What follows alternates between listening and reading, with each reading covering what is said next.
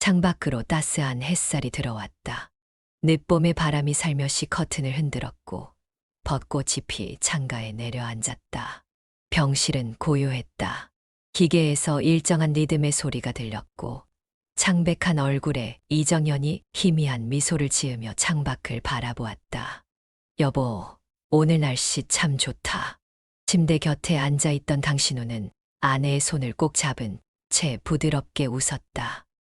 그래, 내가 좋아하는 봄이 왔어. 바람도 살랑살랑 불고 벚꽃도 한창이야.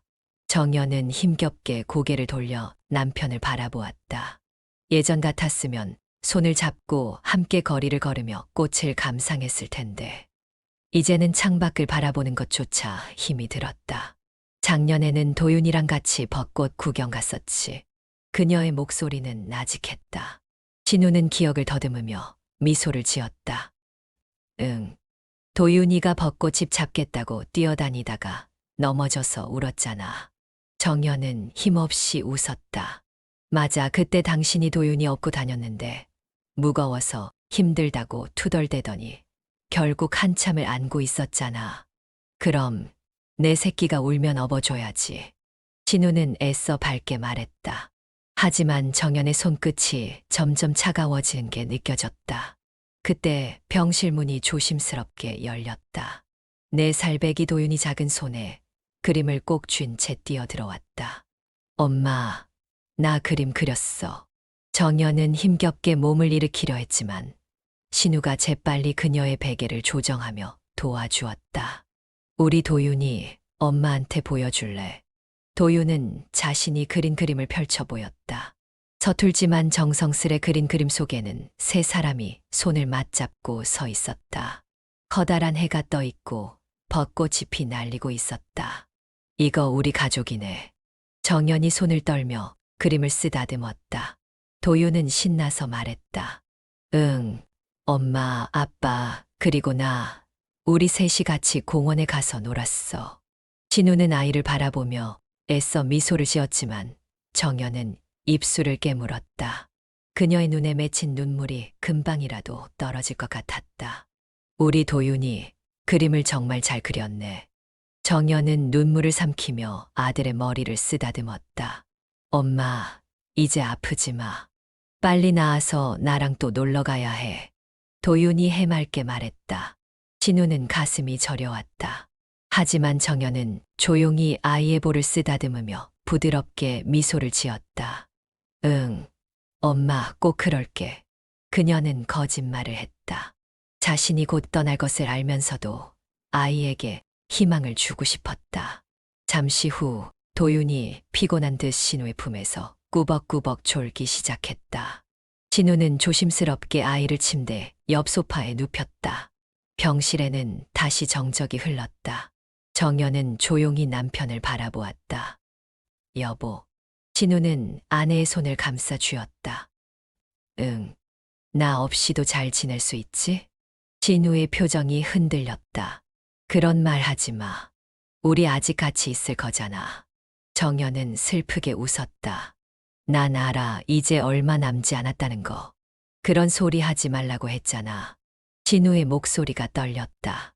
그는 눈을 감고 고개를 숙였다. 정연은 그의 손을 부드럽게 쥐었다. 여보, 난 정말 행복했어. 진우는 입술을 깨물었다. 나도. 나는 너랑 함께한 모든 순간이 너무 소중했어. 정연은 힘겹게 숨을 들이쉬며 미소 지었다. 당신이랑 결혼해서 다행이야. 우리 도윤이도 너무 예쁜 아이로 키워줘서 고마워. 진우는 그녀의 손을 더 꼭 잡았다. 이제 그만 말해. 힘드니까 쉬어. 응, 잠시만 눈 감아도 돼. 진우는 아무 말도 하지 못한 채 고개를 끄덕였다. 정연은 조용히 눈을 감았다. 그리고 다시는 눈을 뜨지 않았다. 진우는 한동안 그녀의 손을 놓지 못했다. 차가워진 손끝을 느끼면서도 놓아줄 수 없었다. 창밖으로 바람이 불었다. 벚꽃잎이 한 장 병실 안으로 살며시 날아들어왔다. 비어있는 침대, 차갑게 식어버린 이불. 강신우는 눈을 뜨자마자 반사적으로 옆을 돌아보았다. 하지만 그곳에는 아무도 없었다. 이제 혼자가 아니지. 그는 힘겹게 일어나 옆방으로 걸어갔다.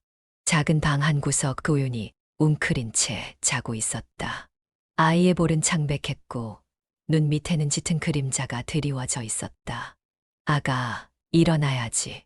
진우는 도윤의 머리를 조심스럽게 쓰다듬으며 속삭였다. 아이는 눈을 비비며 천천히 몸을 일으켰다. 아빠, 응, 우리 도윤이 배고프지? 도윤은 고개를 끄덕였다. 진우는 부엌으로 가서 냉장고 문을 열었다. 하지만 안에는 김치 몇 조각과 계란 2개뿐이었다. 그는 깊은 한숨을 내쉬었다. 오늘은 계란 프라이랑 밥 먹을까? 엄마가 해주던 계란말이는? 진우는 순간 손을 멈췄다. 아빠도 해볼게. 하지만 요리는 생각만큼 쉽지 않았다. 계란말이는 예쁘게 말리지 않고 부서졌고 간도 맞지 않았다. 진우는 멋쩍은 표정으로 접시를 도윤 앞에 놓았다. 맛은 비슷할 거야. 도윤은 계란을 한 입 먹더니 신우를 바라보며 말했다. 아빠가 해줘서 맛있어. 그 말에 신우는 입술을 깨물었다. 도윤은 엄마를 잃었지만 여전히 아빠를 웃게 하려 애쓰고 있었다. 그는 도윤의 머리를 조용히 쓰다듬었다. 진우는 생계를 위해 성진금속이라는 작은 공장에 취직했다. 공장은 좁고 오래된 시설이었다. 새까만 기름때가 벽에 묻어 있었고 기계는 오래되어 덜컹거렸다. 야, 신입. 작업 반장인 최형식이 그를 불렀다. 네, 반장님. 이거 박스 저쪽으로 옮겨. 진우는 묵묵히 지시에 따라 상자를 들었다. 하루 종일 무거운 철제 부품을 옮기고 기름 묻은 바닥을 닦았다. 몸은 천근만근이었지만 도윤을 생각하며 버텼다. 그때 사장 박철호가 공장을 둘러보며 소리쳤다. 어이, 신입. 진우는 급히 몸을 돌려 허리를 숙였다. 네, 사장님. 내 차 세차 좀 해놔. 깨끗하게, 알겠지? 진우는 당황했다. 죄송하지만 저는 생산 라인 근무 중이라. 박철호는 비웃듯 코웃음을 쳤다. 그래서 뭐? 내가 시키면 하는 거지. 싫으면 그만두던가. 진우는 손에 힘을 주었다. 하지만 지금 일을 포기할 수는 없었다. 알겠습니다. 그는 고개를 숙이고 차를 닦았다. 더운 햇살 아래에서 온몸이 땀에 젖었다. 퇴근 후 집으로 돌아오자마자 도윤이 환하게 웃으며 달려왔다. 아빠, 오늘도 일 많이 했어. 진우는 피곤한 몸을 이끌고 아이를 안아 올렸다. 응, 많이 했지. 우리 도윤이 뭐 하고 있었어? 그림 그렸어. 도윤은 다시 그림을 펼쳐 보였다. 이번에도 가족이 손을 잡고 서 있었다. 하지만 엄마의 자리는 비어 있었다. 진우는 가슴이 저려왔다. 우리 도윤이 그림 너무 잘 그렸다. 아빠, 나 내일 유치원에서 그림 발표해. 도윤은 들뜬 목소리로 말했다. 정말 우리 도윤이 최고네. 진우는 힘겹게 웃었다. 하지만 다음 날 그는 도윤의 발표를 보러 가지 못했다. 야, 신입. 오늘 야근이다. 최형식 반장이 말했다. 죄송합니다. 오늘은 좀 일찍 가야 해서.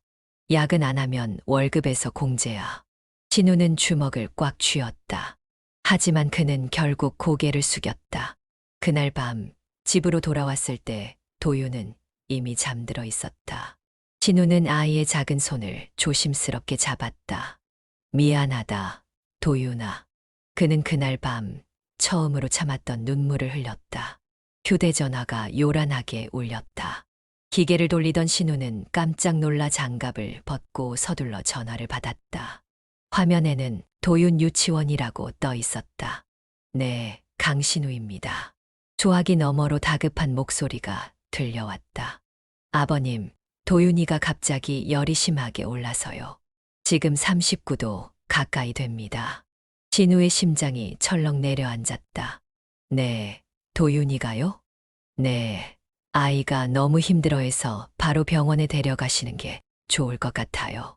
진우는 거친 숨을 내쉬며 대답했다. 알겠습니다. 지금 당장 가겠습니다. 전화를 끊자마자 그는 반장을 찾아갔다. 반장님, 저 조퇴 좀 해야겠습니다. 최형식 반장은 짜증난 얼굴로 신우를 쳐다보았다. 뭐, 갑자기 무슨 조퇴야? 아이가 열이 심하게 올라서요. 지금 바로 병원에 데려가야 합니다. 야, 지금 바쁜 거 안 보여? 조퇴는 무슨 조퇴야? 정말 급해서 그렇습니다. 반차라도 내겠습니다. 그때 박철호 사장이 회의실에서 나오더니 그들의 대화를 듣고 냉소적인 표정으로 끼어들었다. 무슨 일인데 반차를 내? 죄송합니다, 사장님. 아이가 갑자기 고열이 나서 병원에 데려가야 합니다. 박철호는 팔짱을 끼며 비웃었다. 그래서 애 아픈 게 우리 회사랑 무슨 상관인데. 진우는 순간 말문이 막혔다. 사장님, 지금 정말 급한 상황입니다. 하루만이라도. 아, 귀찮게 하네. 안 나와도 돼. 대신 오늘 일당 공제야. 아니, 말 나온 김에 이달 보너스도 없던 걸로 하자. 진우는 그 순간 머릿속이 하얘졌다. 뭐라고요? 우리 회사 규칙 몰라. 개인 사정으로 조퇴하면 급여에서 공제야. 공장 돌아가는 거 내 애기 보모처럼 맞춰줄 수 없어. 그럴 거면 퇴사해. 진우는 입술을 깨물었다. 그의 손이 떨리고 있었다. 좋습니다. 그는 천천히 작업용 장갑을 벗어 바닥에 내던졌다. 사표 내겠습니다. 박철호는 비웃으며 손을 흔들었다. 그래, 갈 테면 가. 요즘 같은 때에 내 나이에 어디서 일자리 구할 수 있을까? 진우는 더 이상 말하지 않았다. 그는 뒤도 돌아보지 않고 탈의실로 가서 옷을 갈아입었다. 손이 계속 떨렸지만 지금 가장 중요한 것은 아들이었다. 그는 곧장 유치원으로 달려갔다. 도윤은 선생님의 품에 축 늘어진 채 안겨 있었다. 도윤아. 진우가 다가가자 아이는 힘없이 아빠를 올려다보았다. 아빠. 아이의 이마에 손을 얹자 불덩이처럼 뜨거웠다. 진우는 단숨에 아이를 안고 병원으로 향했다. 병실 안, 도윤은 링거를 맞으며 가느다란 숨을 내쉬고 있었다. 의사는 다행히 큰 병은 아니라며 며칠 안정하면 된다고 했다. 진우는 아이의 손을 꼭 잡았다. 괜찮아, 도윤아. 아빠가 옆에 있어. 도윤은 힘없이 눈을 감았다. 그제야 신우는 한숨을 내쉬었다. 하지만 이제 그는 실직 상태였다.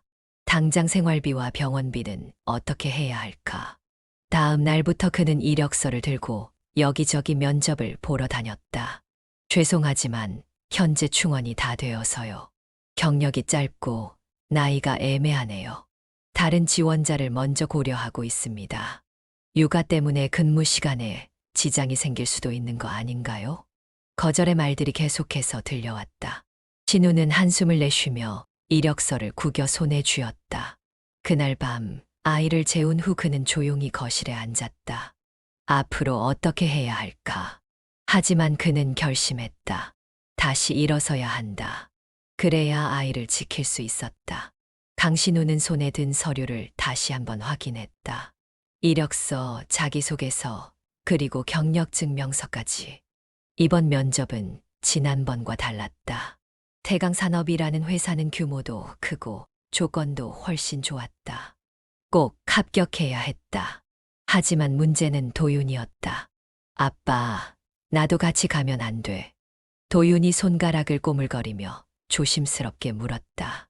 진우는 곤란한 얼굴로 아이를 바라보았다. 아가, 면접 보러 가야 해서 잠깐만 있어야 하는데 오늘만 혼자 있을 수 있을까? 아이는 입을 삐죽 내밀었다. 아빠 가면 나 혼자야. 진우는 핸드폰을 확인했다.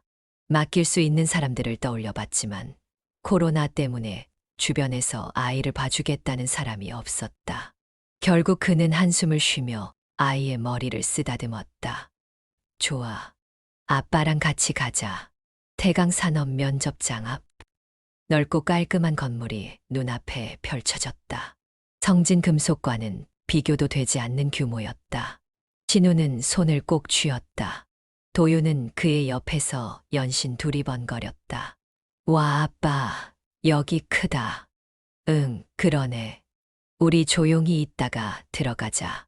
대기실에는 이미 몇몇 면접자들이 앉아 있었다. 진우는 도윤과 함께 자리에 앉았고 곁에 있던 사람들이 자연스럽게 아이를 쳐다봤다. 아, 애를 데려왔네? 옆자리에 앉아 있던 중년 남성이 말을 걸어왔다. 네, 맡길 곳이 없어서요. 애 키우면서 일하는 거 쉽지 않겠네. 진우는 다른 사람들이 뭐라고 생각하든 신경 쓰지 않았다. 지금은 그저 면접을 잘 보는 것이 가장 중요했다. 잠시 후 직원이 나와 이름을 불렀다. 강신우 씨, 면접 준비되셨죠? 진우는 자리에서 일어나면서 도윤에게 말했다. 아빠 잠깐 면접 보고 올 테니까 여기서 조용히 기다릴 수 있지? 아이는 작게 고개를 끄덕였다. 응, 아빠 잘하고 와. 진우는 미소를 지으며 아이의 머리를 쓰다듬고 면접장으로 향했다. 회의실 문이 열리자 긴 테이블 맞은편에 앉아있는 면접관들이 눈에 들어왔다. 중앙에는 나이 지긋한 남성이 앉아 있었다. 짧게 다듬어진 은발의 깔끔한 슈트를 입고 있었으며 강렬한 카리스마가 느껴졌다. 앉으세요. 그가 낮은 목소리로 말했다. 진우는 긴장된 마음으로 의자에 앉았다. 이력서를 보니 이전 공장에서 꽤 오래 일하셨군요. 그런데 최근 직장을 그만두셨네요. 네, 개인적인 사정이 있어서요. 사장은 서류를 천천히 훑어보았다. 육아 때문에 그런 건가요? 진우는 순간 당황했지만 솔직하게 답했다. 맞습니다. 하지만 일하는 데 있어서 최선을 다할 자신이 있습니다. 사장은 아무 말 없이 신우를 바라보았다. 순간 그의 시선이 신우의 손가락으로 향했다. 거기에는 한 개의 반지가 끼워져 있었다. 그 순간 사장의 표정이 변했다. 눈이 미묘하게 흔들리는 듯했다. 이 반지, 사장은 작은 목소리로 중얼거렸다. 진우는 반지를 내려다보았다. 아, 이건 제 아내가 생전에 준 결혼반지입니다. 사장은 눈을 가늘게 뜨고 반지를 뚫어져라 바라보았다. 마치 무언가를 떠올리는 듯한 표정이었다. 아내분 성함이? 진우는 의아했지만 조용히 대답했다. 이정연입니다. 그 말을 듣자 사장은 순간적으로 손을 움켜쥐었다. 하지만 그는 곧 아무렇지 않은 척 시선을 돌리고 다시 원래의 면접 분위기로 돌아갔다. 알겠습니다. 면접은 여기까지 하죠. 진우는 당황스러웠지만 예의를 갖추며 자리에서 일어났다. 감사합니다. 면접을 마치고 대기실로 돌아오자 도윤이 의자에 앉아 신우를 기다리고 있었다. 아빠, 잘했어. 진우는 피곤한 미소를 지으며 아이를 안아 올렸다. 응, 잘했어. 그때 정장 차림의 여성이 다가왔다. 강신우 씨, 잠시만요. 진우는 그녀를 바라보았다. 네, 사장님께서 잠시 뵙자고 하십니다. 진우는 당황했다. 저요? 비서는 조용히 고개를 끄덕였다. 네, 따로 드릴 말씀이 있다고 하십니다. 그 순간 신우의 심장이 묘하게 뛰기 시작했다. 강신우는 도윤의 손을 꼭 잡고 사장의 사무실 문 앞에 서 있었다. 비서가 조용히 문을 열어주자 안쪽에는 넓고 세련된 공간이 펼쳐져 있었다. 큰 창가 너머로 저녁 햇살이 길게 늘어지고 있었고 책장에는 오래된 서류들과 가족 사진들이 놓여 있었다. 책상 뒤에 앉아 있던 이태준 사장은 무겁게 고개를 들었다. 앉으세요. 진우는 조심스럽게 도윤과 함께 의자에 앉았다. 태준은 손을 얹고 있던 서류에서 시선을 떼고 신우의 얼굴을 바라보았다. 하지만 그의 시선은 곧 신우의 손가락으로 향했다. 그 반지 어디서 난 겁니까? 진우는 순간 움찔했다. 이 반지 말입니까? 그는 손가락에 끼워진 반지를 내려다보았다. 오래되어 빛이 바랬지만 여전히 그곳에는 정연과 함께했던 기억들이 선명하게 새겨져 있었다. 네, 아내와 결혼할 때 받은 반지입니다. 이태준의 표정이 굳어졌다. 그는 손을 떨며 천천히 숨을 들이쉬었다. 아내분 이름이? 이정연입니다. 그 말을 듣는 순간 태준의 얼굴이 새하얗게 질렸다. 뭐라고 했습니까? 진우는 당황하며 다시 대답했다. 아내 이름이 이정현입니다. 태준은 자리에서 벌떡 일어났다. 그의 두 손이 책상 위에서 덜덜 떨리고 있었다. 이정현. 그는 신우를 뚫어져라 바라보았다. 그럴 리가 없어 그 아이가. 태준은 한 손으로 얼굴을 감싸쥐고 거칠게 숨을 몰아쉬었다. 그의 눈은 흔들리고 있었고 당황과 충격이 교차하고 있었다. 진우는 무언가 이상하다는 걸 깨달았다. 사장님, 혹시 제 아내를 아십니까? 태준은 깊은 한숨을 내쉬었다. 너무도 잘 알지. 내 딸이니까. 그 말에 신우는 순간 숨이 멎을 것 같았다. 네, 이정현, 내 딸입니다. 진우는 믿을 수 없다는 듯 태준을 바라보았다. 그럴 리가 없습니다. 제 아내는 부모님 없이 보육원에서 자랐습니다. 태준은 천천히 고개를 끄덕였다. 그래서 몰랐던 거겠지. 하지만 확신할 수 있어. 이정현, 내 딸이 맞아. 진우는 아내와 나누었던 대화를 떠올렸다. 난 그냥 원래부터 혼자였어. 그래도 보육원 선생님들이 따뜻하게 대해 주셨지. 가끔은 궁금해. 내 부모님은 어떤 분이었을까? 왜 나를 두고 갔을까? 그때는 깊이 묻지 않았다. 하지만 이제야 모든 조각이 맞춰지는 듯했다. 태주는 떨리는 손으로 책장 위에 액자를 꺼냈다. 그 안에는 오래된 사진 한 장이 있었다. 이 아이가 내 딸이다. 사진 속에는 어린 소녀가 있었다. 초등학생 정도로 보이는 아이가 해맑게 웃고 있었다. 이 아이가 정연이라고요? 그래. 태주는 목소리를 떨며 말을 이었다. 젊은 시절 나는 사업에만 몰두했지. 아내와 딸을 많이 챙기지 못했어. 그런데 어느 날 놀이공원에서 그는 말을 잇지 못하고 손으로 눈가를 가렸다. 한순간이었어. 딸이 사라진 건 잠깐 한눈을 판 사이에 그렇게 아이를 잃었지. 진우는 숨을 들이마셨다. 그 후로 저는 미친 듯이 찾아다녔습니다. 경찰도 동원하고 전국의 보육원을 샅샅이 뒤졌지만 끝내 찾지 못했어요. 그리고 몇 년이 지나 아내는 딸을 찾지 못한 죄책감에 세상을 떠났습니다. 태준의 눈가에 눈물이 고였다. 그때부터 저는 모든 걸 포기하고 살았어요. 사업에만 몰두하면서 딸이 살아있길 바라면서 그렇게 몇십 년을 살았습니다. 그리고 지금 그는 신우의 손을 바라보았다. 딸이 남긴 반지가 내 앞에 나타났어. 순간 도윤이 작은 목소리로 물었다. 아빠, 이분이 우리 할아버지야?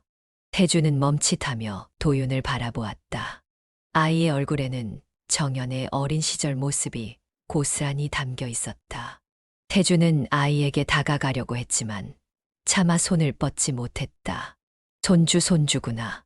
그는 무릎을 꿇고 눈물을 흘렸다.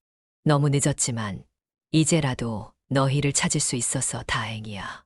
그 순간 신우는 정연이 남긴 마지막 말을 떠올렸다. 여보, 나 없이도 잘 지낼 수 있지? 그녀는 떠나기 전에 이 만남을 준비하고 있었던 걸까? 신우는 떨리는 손으로 태준을 바라보았다. 장인어른. 태준은 눈물범벅이 된 얼굴로 신우를 올려다보았다. 내가 내 사위였구나. 그리고 그는 다시 한번 도윤을 향해 손을 내밀었다. 도윤은 망설이다가 그 손을 잡았다. 그 순간 태준의 눈에서 뜨거운 눈물이 쏟아졌다. 그렇게 잃어버린 가족이 다시 하나가 되었다. 강신우는 도윤을 재운 뒤 이태준과 함께 사무실에 앉아 있었다. 여전히 그가 자신의 장인어른이라는 사실이 실감 나지 않았다. 이태준은 창밖을 보며 깊은 생각에 잠긴 듯했다. 잠시 후 그는 낮은 목소리로 입을 열었다. 진우야. 네, 장인어른. 태준은 천천히 신우를 바라보았다. 내가 다녔던 성진금속 말이다. 진우는 순간 눈을 찌푸렸다. 성진금속이요? 그래. 사실 내가 그 회사를 인수하려고 했었다. 순간 신우의 손이 움켜쥐어졌다. 그 회사를 인수하려 하셨다고요? 태주는 조용히 고개를 끄덕였다. 성과는 괜찮았고 내가 확장하려던 사업과도 맞아떨어졌거든. 그런데 내 이야기를 듣고 생각이 바뀌었다. 진우는 아직 믿기지 않는다는 표정이었다. 장인어른께서 성진 금속을? 그래. 하지만 이제 인수하지 않기로 했다. 태준의 눈빛이 차가워졌다. 그 사장 박철호라는 인간, 직원들에게 그렇게 갑질을 일삼았다고. 진우는 씁쓸하게 고개를 끄덕였다. 네, 저뿐만 아니라 모든 직원들이 당했습니다. 조퇴 한 번 하겠다고 했더니 월급에서 일당을 빼겠다고 협박했고, 생산직 직원들에게 개인적인 심부름을 시키는 건 기본이었습니다. 태주는 턱을 괴고 천천히 생각에 잠겼다. 그럼에도 직원들이 다니고 있었다는 건 그만큼 먹고 살기 힘들어서겠지. 진우는 깊은 한숨을 내쉬었다. 맞습니다. 모두 가족을 위해 버틴 거죠. 저도 도윤이를 위해 버텼지만 결국 참을 수 없었습니다. 태주는 손가락을 탁탁 두드리며 말했다. 그런 회사라면 내 돈을 들여 살 필요가 없지. 인수를 철회하신다는 건가요? 태주는 단호하게 고개를 끄덕였다. 그래. 저런 인간한테 기회를 줄 이유가 없다. 오히려 내가 인수하면 박철호 같은 인간을 더 살려주는 꼴이지. 진우는 그제야 속이 조금이나마 후련해졌다. 하지만 그럼 직원들은 어떻게 되죠? 태주는 의미심장한 미소를 지었다. 그 문제는 내가 해결할 거다. 며칠 후 성진 금속은 흔들리기 시작했다. 이태준이 인수를 철회하자 박철호는 크게 동요했다. 그는 서둘러 다른 투자자를 찾으려 했지만 업계에서는 이미 태준이 손을 뗀 것을 알고 있었다. 아니 태강산업에서 인수를 철회했다고? 박철호는 전화기를 손에 쥔 채 소리를 질렀다. 그럴 리가 없어. 얼마 전까지 긍정적으로 검토 중이라더니 갑자기 왜? 사장님, 아무래도 우리 회사에 대한 평판이 좋지 않아서 그런 것 같습니다. 비서가 조심스럽게 말했다. GX, 그딴 게 무슨 상관이야. 박철호는 책상을 내려쳤다. 그는 믿을 수 없었다. 성진 금속을 인수하려는 곳이 태강산업밖에 없었고 이 계약이 무산되면 회사 운영이 어려워질 터였다. 며칠 후 급기야 회사 운영이 어려워지면서 직원들에게까지 여파가 미쳤다. 이번 달 월급 밀린다고요? 직원들이 웅성거리기 시작했다. 공장 안은 혼란스러웠다. 사장이 돈을 다 빼돌린 거 아니야? 이러다 회사 문 닫는 거 아니야? 그때 한 직원이 조심스럽게 입을 열었다. 근데 들었어. 태강산업에서 우리 회사 인수하려다가 철회한 거라던데. 그게 사실이야? 그러니까 이 사태가 벌어진 거지. 원래 인수되면 구조조정 없이 다닐 수 있었는데 이젠 모르겠다고 하더라고. 직원들은 불안함에 휩싸였다. 그리고 며칠 후 태강산업에서 공지가 내려왔다. 성진금속 직원 채용 공고. 현재 성진금속에 근무 중인 직원들의 고용을 보장합니다. 태강산업과 함께 새로운 기회를 만들어 갑시다. 성진금속의 직원들은 놀랄 수밖에 없었다. 이거 진짜야? 태강산업에서 우리를 다 받아준다고? 어떻게 이런 일이? 그때 한 직원이 조용히 말했다. 그거 알아. 태강산업 사장이 강신우 씨 장인어른이라더라. 강 대리가? 그렇대. 아마 강 대리 덕분일 거야. 직원들은 믿기지 않는다는 듯 서로를 바라보았다. 한편 박철호는 깊은 절망에 빠져 있었다. 사장님, 이제 정말 끝난 것 같습니다. 비서가 고개를 숙이며 말했다. X발. 박철호는 의자를 걷어차며 소리 질렀다. 어떻게 이렇게 됐지? 다 망했어. 그가 바라본 뉴스에는 태강산업, 성진금속 직원 채용 발표라는 제목이 떴다. 박철호는 머리를 감싸 쥐었다. 이제 성진금속은 끝났다. 그리고 그는 그 모든 결과를 받아들여야 했다. 아침 햇살이 창문 너머로 부드럽게 스며들었다. 강신우는 침대에서 일어나며 잠시 방 안을 둘러보았다. 예전과는 다른 풍경. 좁고 낡은 원룸이 아닌 따뜻한 온기가 가득한 공간이었다. 그는 조용히 옆방 문을 열었다. 침대 위에는 도윤이 곤히 자고 있었다. 아들의 볼은 어느새 건강한 혈색을 되찾았고 평온한 숨소리가 방 안을 가득 채우고 있었다. 그 순간 문 뒤에서 낮은 목소리가 들려왔다. 도윤이는 잘 자고 있나? 이태준이었다. 진우는 조용히 고개를 끄덕였다. 네, 장인어른. 이제 열도 내렸고 많이 좋아졌어요. 태준은 잠시 아이를 바라보다가 미소를 지었다. 다행이군. 그는 신우의 어깨를 두드리며 말했다. 이제 슬슬 출근 준비해야 하지 않겠나.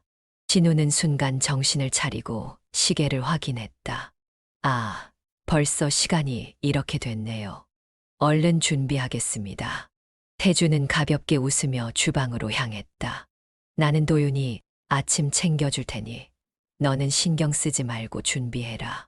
진우는 순간 말문이 막혔다.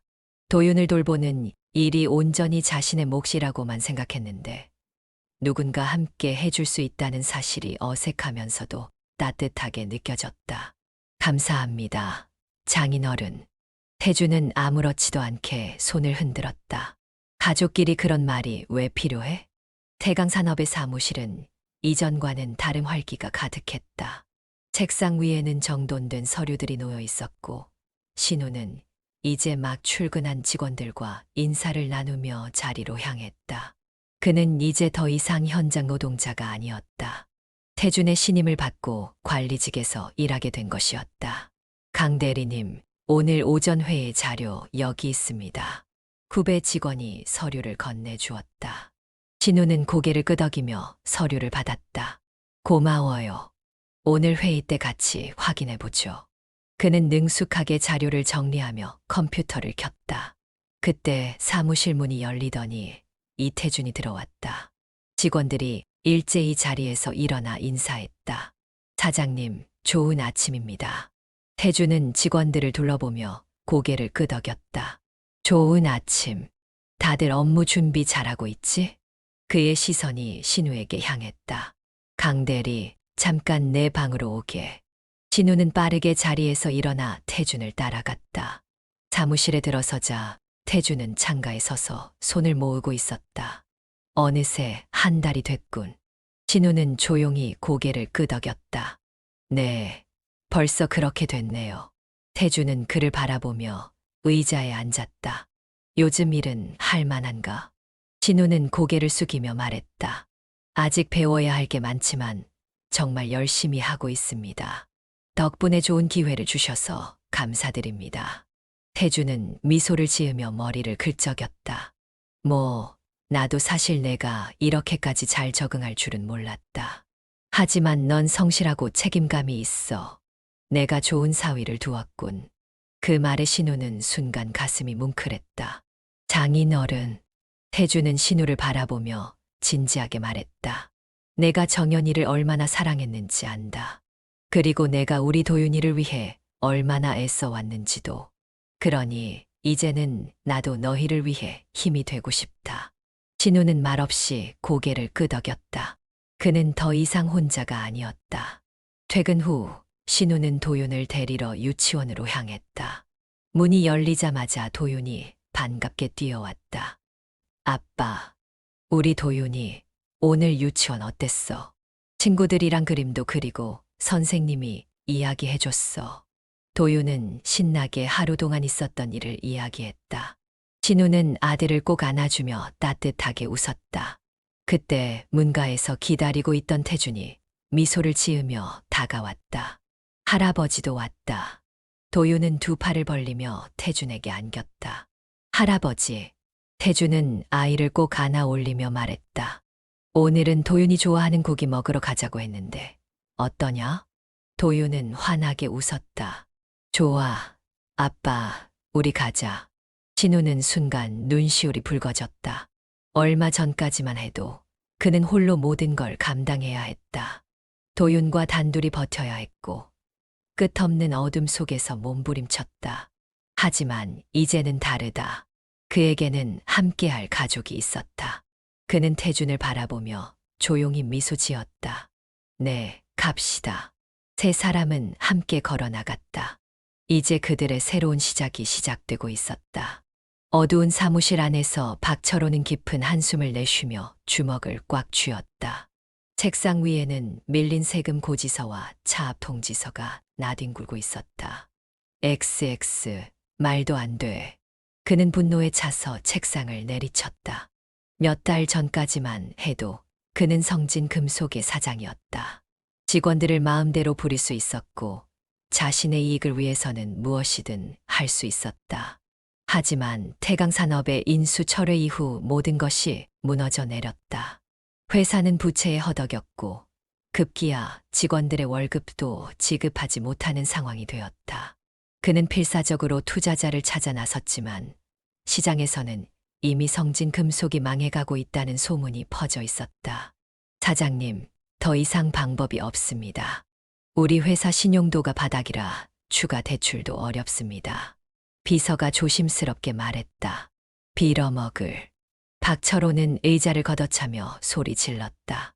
그때 전화벨이 울렸다. 그는 재빨리 전화를 집어들었다. 네, 투자건이라면. 하지만 수화기 너머로 들려온 목소리는 차가웠다. 박철호 씨 맞습니까? 네, 그런데요. 서울중앙지검 경제범죄수사팀입니다. 현재 귀하의 횡령 및 배임 혐의에 대한 조사가 진행 중입니다. 가까운 시일 내에 소환할 예정이니 출석해 주시기 바랍니다. 그의 얼굴이 새하얗게 질렸다. 뭐라고요? 횡령이라니 무슨 근거로? 귀하가 직원들 임금을 체불하고 회사 돈을 개인적인 용도로 사용한 내역이 포착되었습니다. 관련 증거는 충분합니다. XX. 누가 이런 일을? 정확한 내용은 조사에서 밝히시죠. 곧 출석 요청서가 전달될 겁니다. 뚜뚜. 전화가 끊겼다. 박철호는 충격에 빠져 멍하니 앉아 있다가 손이 떨리는 것을 느꼈다. 이게 다 그놈들 때문이야. 그는 이를 악물며 중얼거렸다. 강신우 그리고 이태준. 며칠 후 성진금속은 파산 절차에 들어갔다. 공장은 폐쇄되었고 남아있던 직원들은 실업자가 되었다. 하지만 태강산업은 미리 직원들의 채용을 발표했고 대부분의 성진금속 직원들은 새로운 일자리를 찾을 수 있었다. 그러나 박철호에게는 아무런 기회도 주어지지 않았다. 그의 자택과 자동차는 모두 차압당했고 남은 것은 쌓여가는 빚뿐이었다. 그는 마지막으로 누군가에게 연락을 시도했다. 여보, 나야. 제발 잠깐만 도와줘. 우리 예전에. 그러나 수화기 너머에서 들려온 대답은 차가웠다. 당신과 얽히고 싶지 않아. 뚜뚜. 그는 망연자실하게 핸드폰을 내려놓았다. 이제 그에게 남은 건 아무것도 없었다. 한편 신우는 태강산업 사무실에서 보고서를 정리하고 있었다. 그때 뉴스 속보가 떠올랐다. 단독 성진 금속 전 사장 박철호, 횡령 및 임금 체불 혐의로 검찰 조사 중. 화면에는 수척해진 얼굴로 고개를 숙인 박철호의 모습이 비쳤다. 강압적인 경영으로 직원들에게 피해를 입힌 성진 금속의 박철호 전 사장이 검찰 조사를 받고 있습니다. 그는 회사 자금을 개인적인 용도로 사용한 혐의도 받고 있으며 직원들의 임금을 지급하지 않고 회사를 운영했던 것이 드러났습니다. 신우는 조용히 화면을 바라보았다. 그 순간 누군가 문을 두드렸다. 신우야, 이태준이었다. 네, 장인어른. 뉴스 봤나? 신우는 고개를 끄덕였다. 네, 결국 그렇게 됐네요. 태준은 조용히 소파에 앉았다. 내가 힘들게 버텼던 시간들이 헛되지 않았다는 걸 보여주는구나. 신우는 조용히 숨을 내쉬었다. 솔직히 말하면 통쾌하기도 합니다. 하지만 한편으로는 허무하기도 하네요. 태준은 신우를 바라보며 말했다. 정의는 결국 존재하는 법이야. 늦을 수도 있고 돌아갈 수도 있지만 잘못된 길을 걸으면 결국 대가를 치르게 되어 있지. 신우는 조용히 창밖을 바라보았다. 이제는 과거의 상처에서 완전히 벗어날 수 있을 것 같았다. 강신우는 넥타이를 고쳐매며 거울을 바라보았다. 예전과는 많이 달라진 모습이었다. 단정하게 정리된 머리카락, 깔끔한 정장. 한때는 매일같이 기름때 묻은 작업복을 입고 땀을 흘리며 살았지만 이제는 장인어른과 함께 태강 산업을 운영하며 안정된 삶을 살고 있었다. 그때 작은 발소리가 들려왔다. 아빠. 진우는 웃으며 몸을 돌렸다. 현관 앞에는 단정한 초등학교 교복을 입은 도윤이 서 있었다. 작은 손에는 새 가방을 꼭 쥐고 있었다. 와, 우리 도윤이 멋진데. 도윤은 얼굴을 붉히며 쑥스러운 듯 웃었다. 진짜야? 그럼. 이렇게 멋진 초등학생 본 적 없어. 그 순간 뒤에서 이태준이 나타났다. 우리 손주가 벌써 이렇게 컸구나. 도윤은 활짝 웃으며 태준에게 달려갔다. 할아버지. 태준은 손주를 번쩍 안아 올렸다. 이제 학교 가는 거 실감나나? 도윤은 고개를 끄덕였다. 응. 선생님도 만나고 새 친구들도 사귈 거야. 진우는 그 모습을 바라보며 미소를 지었다. 몇 년 전만 해도 도윤이 열이 나고 아플 때마다 걱정으로 밤을 지새우던 날들이 떠올랐다. 그때는 모든 게 막막하고 힘들었지만 지금은 이렇게 건강하게 웃고 있는 아들을 볼 수 있었다. 태준이 도윤을 내려놓으며 말했다. 오늘 학교 끝나고 뭐 먹고 싶냐? 할아버지가 사줄게. 도윤은 고민하는 듯 입술을 깨물다가 눈을 반짝이며 말했다. 떡볶이랑 치킨. 태준은 웃으며 고개를 끄덕였다. 좋지. 우리 손주 입학 기념으로 실컷 먹자고. 도윤은 신이 나서 뛰어다녔다. 진우는 그런 아들을 흐뭇하게 바라보았다. 정연이가 이 모습을 봤으면 얼마나 좋았을까요? 태준은 조용히 신우를 바라보았다. 정연이는 언제나 너희 곁에 있을 거다. 진우는 반지를 만지며 미소 지었다. 네, 저도 그렇게 믿어요. 그는 도윤을 향해 손을 내밀었다. 가자, 도윤아. 첫 등교 늦으면 안 되지. 도윤은 환하게 웃으며 아빠의 손을 잡았다. 오늘도 가족이라는 이름 아래 새로운 하루가 시작되고 있었다. 강신우는 창밖을 바라보았다. 늦봄의 바람이 부드럽게 불어오고 벚꽃잎이 살랑거리며 흩날리고 있었다. 그 바람 속에서 문득 정연의 목소리가 들리는 것 같았다. 여보, 나 없이도 잘 지낼 수 있지? 그는 조용히 손을 내려다보았다. 오른손 약지에 여전히 남아있는 반지. 시간이 지나도 빛이 바래지 않은 것처럼 그녀와의 기억도 여전히 선명했다. 아빠. 도윤이 환하게 웃으며 뛰어왔다. 그의 손에는 색연필로 그린 그림이 들려 있었다. 이거 봐. 오늘 학교에서 가족 그림 그렸어. 진우는 그림을 받아 들었다. 거기에는 아빠와 할아버지, 그리고 자신이 손을 잡고 서 있는 모습이 그려져 있었다. 그 옆에는 한 사람이 더 있었다. 긴 머리를 가진 여인. 부드러운 미소를 머금고 모두를 바라보고 있는 듯했다. 진우의 눈가가 뜨거워졌다. 우리 도윤이가 엄마를 기억하고 있구나. 도윤은 활짝 웃으며 고개를 끄덕였다. 그럼 엄마가 우리랑 같이 있을 거라고 아빠가 그랬잖아. 그 말을 듣고 있던 이태준도 조용히 미소를 지었다. 그래, 정연이는 언제나 우리 곁에 있을 거야. 진우는 반지를 가만히 어루만졌다. 아빠. 도윤이 작은 손으로 신우의 손을 감쌌다. 엄마도 하늘에서 보고 있을까? 진우는 잠시 하늘을 올려다보았다. 맑고 푸른 하늘. 그곳 어딘가에서 정연이 따뜻한 미소를 지으며 자신들을 바라보고 있을 것만 같았다. 그럼 엄마는 항상 우리를 지켜보고 계셔. 도윤은 하늘을 바라보며 두 손을 모았다. 그럼 나도 엄마한테 인사해야지. 엄마, 잘 지내? 진우는 조용히 미소 지으며 아들의 머리를 쓰다듬었다. 나도. 그는 조용히 속삭였다. 다음 생에도 다시 만나자, 정연아. 바람이 살랑 불었다. 그리고 벚꽃잎 하나가 그의 손 위로 내려앉았다. 창밖으로 불어오는 따스한 바람, 흩날리는 벚꽃잎. 그리고 서로를 바라보며 미소 짓는 가족들. 우리가 살아가는 동안 마주하는 수많은 이별과 아픔 속에서도 결국 남는 것은 사랑과 따뜻한 기억이라는 것을 이 이야기를 통해 다시금 깨닫게 됩니다. 강신우의 여정은 단순히 힘든 시간을 견뎌낸 한 남자의 이야기가 아닙니다.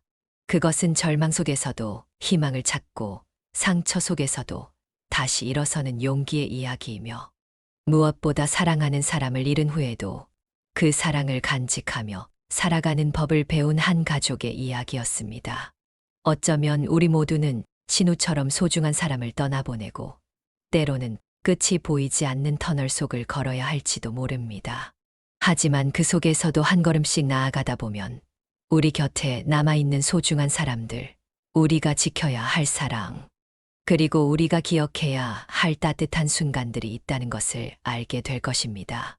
결국 시간이 지나도 빛이 바래지 않는 것은 사랑과 추억입니다. 비록 이정현은 신우와 도윤의 곁을 떠났지만 그녀의 사랑은 여전히 가족들의 가슴 속에서 살아 숨쉬고 있었습니다. 그리고 그 사랑이 다시금 신우를 일으켜 세웠고 도윤이 건강하게 자라날 수 있는 힘이 되었습니다. 우리도 그렇게 살아가고 있지 않을까요? 때로는 아픔을 겪고 이별을 맞이하며 예상치 못한 시련 속에서 흔들릴 수도 있습니다. 하지만 결국 사랑과 가족이 우리를 지탱해주고 따뜻한 기억들이 우리가 앞으로 나아갈 수 있는 힘이 되어준다는 것을 이 이야기가 말해주고 있습니다. 이제 신우와 도윤은 새로운 삶을 살아갑니다. 그리고 하늘 어딘가에서 정연은 미소를 지으며 그들을 지켜보고 있을 것입니다. 그렇게 오늘도, 내일도, 그리고 언젠가 다시 만날 그날까지 이 이야기가 여러분께 작은 위로와 감동이 되었기를 바랍니다. 우리도 신우처럼 그리고 도윤처럼 주어진 삶 속에서 희망을 잃지 않고 사랑을 기억하며 살아가길 바라며 이 영상이 마음에 드셨다면 구독과 좋아요 그리고 알람 설정까지 부탁드립니다. 다음에도 따뜻한 이야기로 찾아뵙겠습니다. 감사합니다.